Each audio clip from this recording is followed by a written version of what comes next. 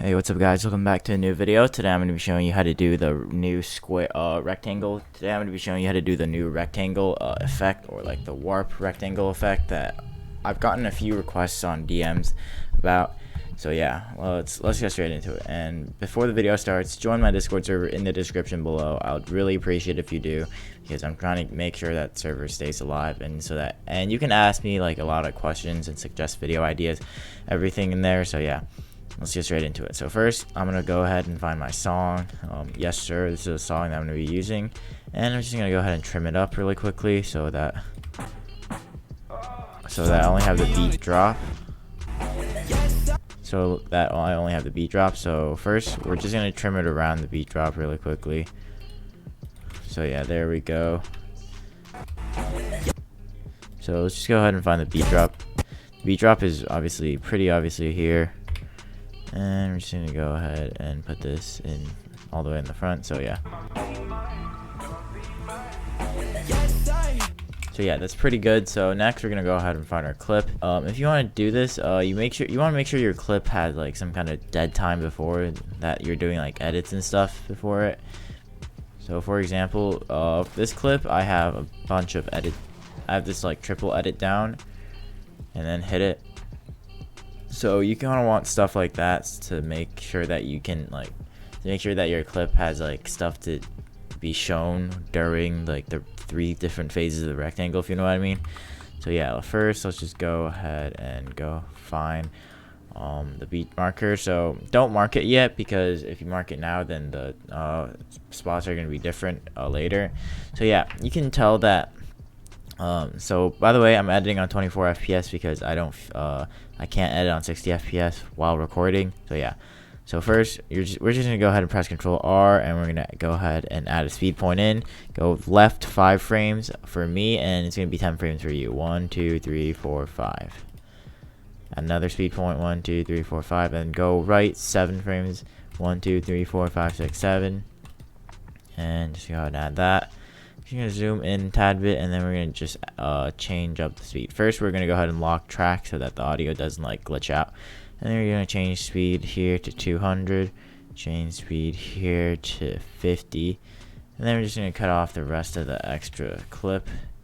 Then you can unlock track again, and let's just go ahead and play this back. So yeah, pretty basic clip.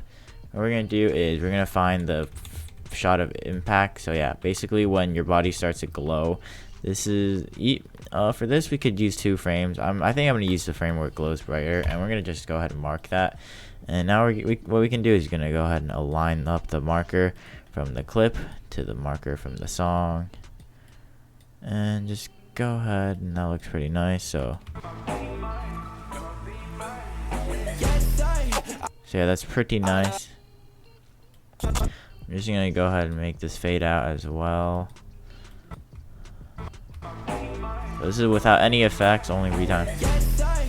So what we're gonna do is we're gonna go ahead and Control B here on the shot, and then we're gonna go in front a few frames where you want the box effect to start. So I'm gonna start it when I place my first ramp, just like here. Alright, so after we cut that, now we're gonna unlink these clips.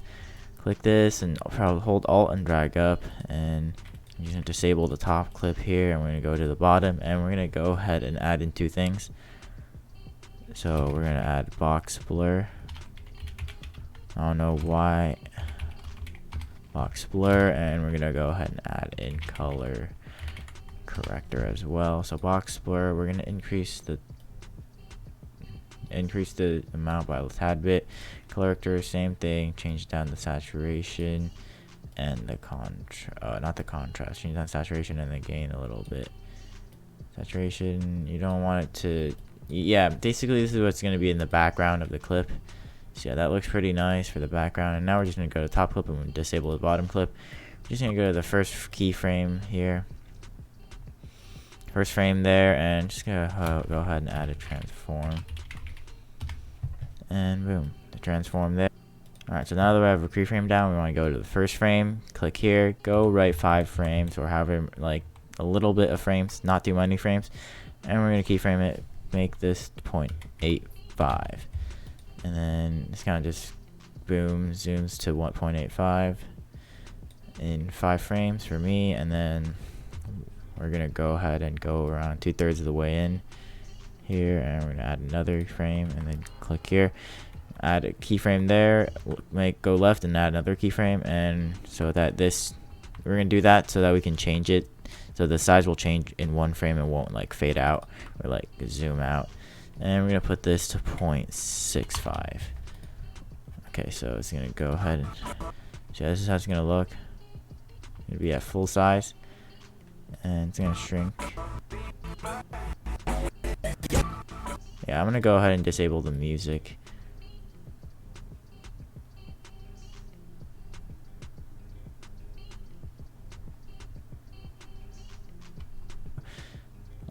After that, what we're gonna do is we're gonna make it grow a little bit.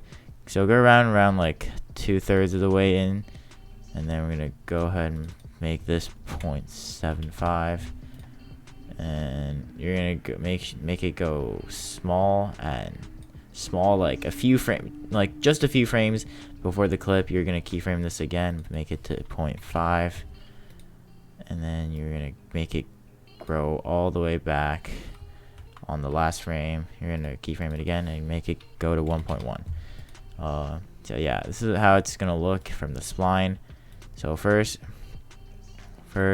it's gonna be it's gonna fade out a little bit. We're gonna add in a little keyframe, a little bit of expo graph here, even though it's only like 5 frames.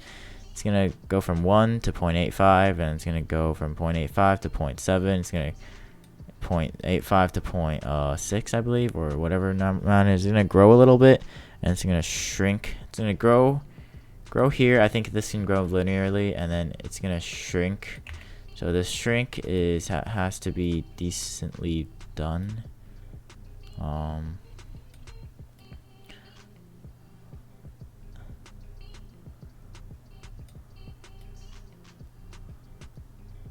So yeah, that looks pretty good. It's gonna be like slowly fading, and then it's gonna fade a little faster at the end, and then back here it's gonna grow all the way. Yeah, it's gonna go. Okay, so this is how it's gonna look.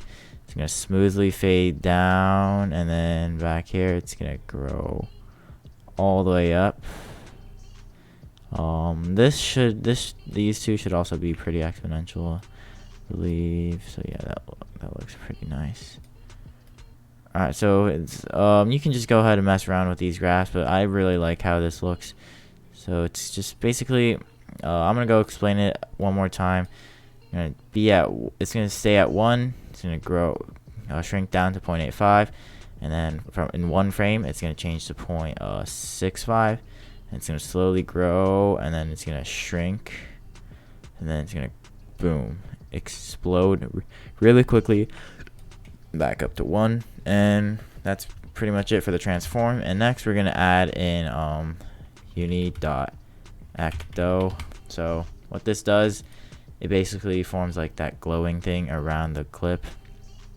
So yeah, basically what you want to do is you want to make sure, this is going to be for the entire clip, so you don't really have to change any settings or any keyframes.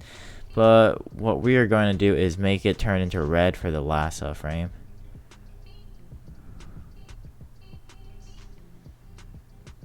So it's going to slowly fade to red from here all the way to like here. So the ecto is going to fade to red from this frame to this frame. So just go ahead and keyframe both of these. You turn this off, we don't really need to see that. And then just gonna go back to the frame here, do the same thing, and we're just gonna change the color here into white and red.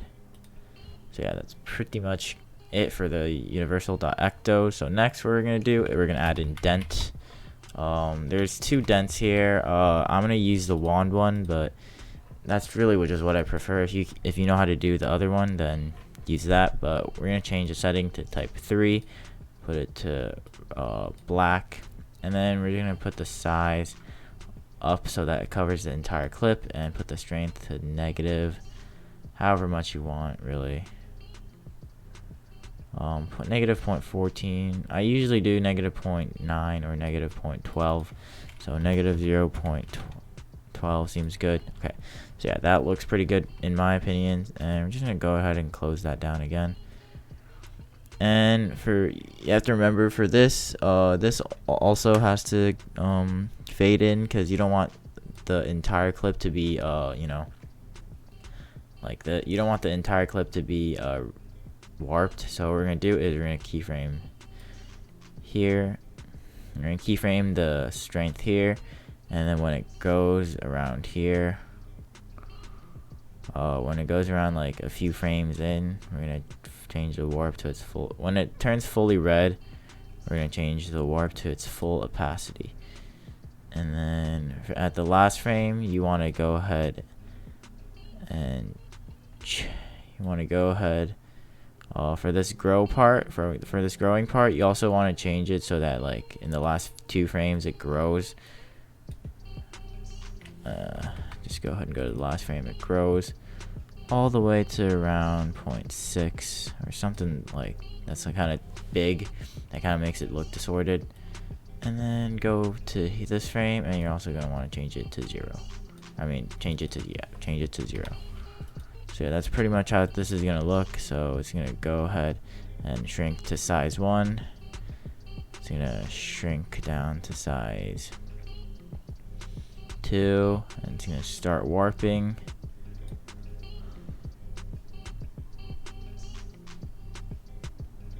And then it's going to grow. Okay, so yeah, that looks pretty cool. And we're also something else we're gonna add in is for the final red part, we're gonna add in light rays and a color corrector so that we can put some pretty cool effects in there. It's gonna look really good. So first we're gonna go ahead and add color corrector, and what we're gonna do is drag that in here. And then we're gonna look at the transform tab. We're gonna look at the